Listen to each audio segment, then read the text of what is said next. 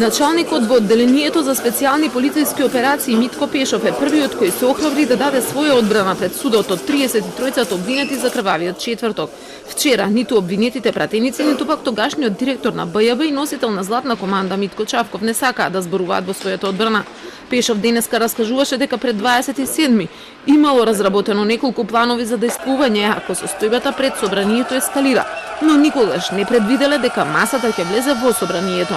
Критичниот ден на располагање имал само 2 вода од вкупно 50 луѓе, но тој рече ја немал командата врз нив.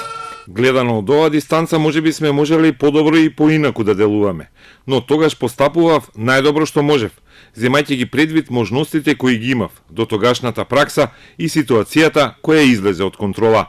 Денот Д, како што го нарекувале, никој не предвидел дека ќе биде токму 27 април. Немале на располагање дополнителни сили. Ги активирале дури после 20 часот и 20 минути, откако повеќе од 1 час толпата дивеела во собранието.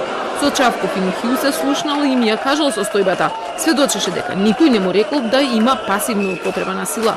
Денеска во своја одбрана сведочи и Душко Лазаров, кој исто така е во делот на обвинети за командната одговорност. Вчера пак Чавков не сведочеше, а денеска запрашан дали се гледа меѓу оние кои нема да бидат амнестирани, тој ги избегна новинарите.